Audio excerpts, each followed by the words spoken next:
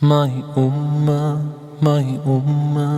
he will say, Rasulullah on that day, even though we've strayed from him and his way.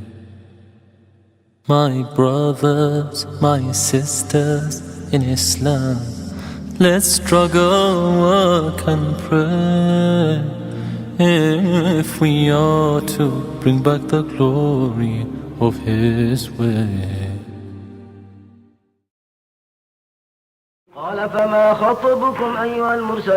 The Imam and his diary. As the title of our book indicates, the book deals with the Imam of Simonstown.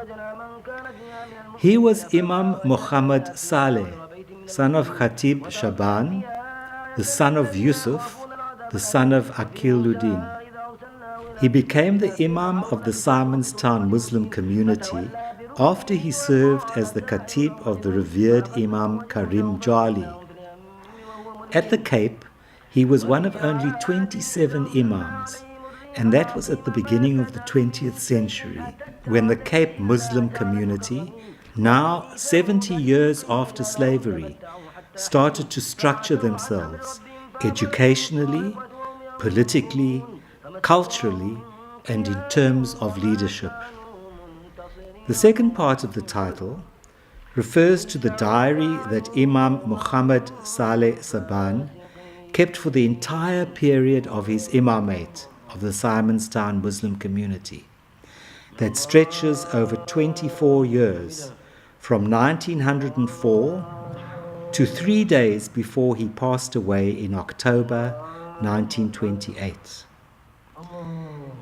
The major and central concern of our book, The Imam and His Diary, has been to present and interpret Imam Muhammad Saleh Saban's collection of memories, to retrieve a particular historical space occupied by the Simonstown Muslim community.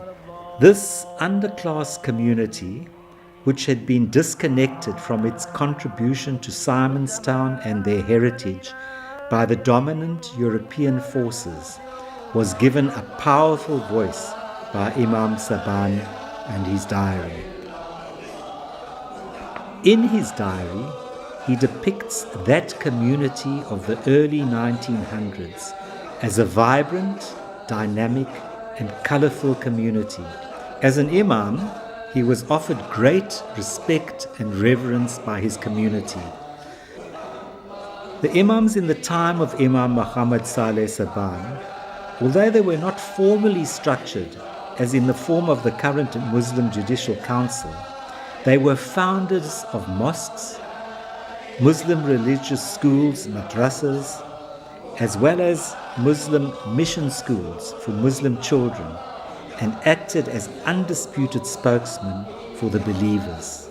Imam Saban founded with his community the Nurul Islam Mosque in 1911 and the third Muslim mission school in South Africa. It was this mission school that its first principal, Mr. Saleh Berdin, was proud to use as an example for the creation of similar schools all over Cape Town. And besides this clerical order, Muslims have collectively produced rituals and institutions in their mosques, which necessitated a layer of religious specialists. Imam Saban allowed the space for such specialists to function. And it was expected during that time for imams to be present at the functions.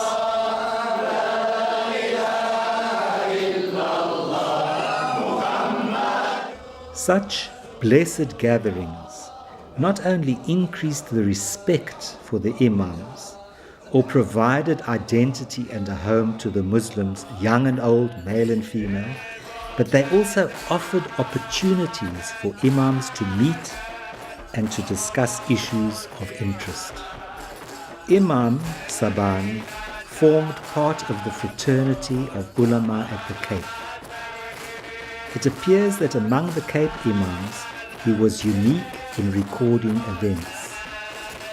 His records cover nearly all the imams and sheikhs of his time, their successes and the informal, sporadic meetings between the ulama. As a diary, kept and maintained over a period of 24 years, it brings to life the work of an imam in a way that an archive can only hint at. This diary, then, confirms the pioneering work of Davids and Jeppe, but also puts into vibrant perspective an imam, his authority, his deputies, his community, and his colleagues. Simonstown Muslim history is concurrent with the broader history of Simonstown, especially its slave history. During the early Dutch period, the existence of Muslims was greatly obscured. Later, during the English period, a distinct Muslim identity emerged. Throughout the 19th century, the physical manifestations of their presence and function as a religious entity in Simonstown increased. Their connection with Muslims of the broader Cape and the support they received in terms of Islamic teachers also became more noticeable. Inasmuch as Imam Saban was relatively unknown to later generations of his own community, he was similarly unknown to the Cape Muslim community at large. The only documented reference to Imam Saban that we were able to obtain was by Dr. Yusuf da Costa. He refers to a meeting held in 1914 by the Cape Muslim leaders for a unified Friday Jum'ah. Imam participated in that meeting and recorded the proceedings in his diary. Families in Ocean View seem to know very little of Imam Saban, and we discovered later that some of the Ocean View families that were moved are in fact linked to Imam in blood relations. About his family, Imam Saban married Momenati on March the 8th, 1874. He had 4 children with Momenati. They were Maimuna, Marofa, Khuwaila, and Abdurrahman. Ismail Manuel married Maimuna. Abdul Basir Amle married Marufa. Safiden Liman married Khuwaila, and Abdurrahman married Maryam. From the diary entries, it is clear that his sons-in-law became his staunch supporters, who at the final stages of his worldly life covered his rent, paid his medical bills and groceries. May Allah reward them. Momenati died on Friday the 10th of August 1906 at 10 p.m. And about 6 months later, Imam Saban married Maryam on the 17th of February 1907. According to the diaries, the marriage took place at the Masjid of Imam Qasim, Kanala Dorp, District 6. Imam's children with Maryam were Khajira,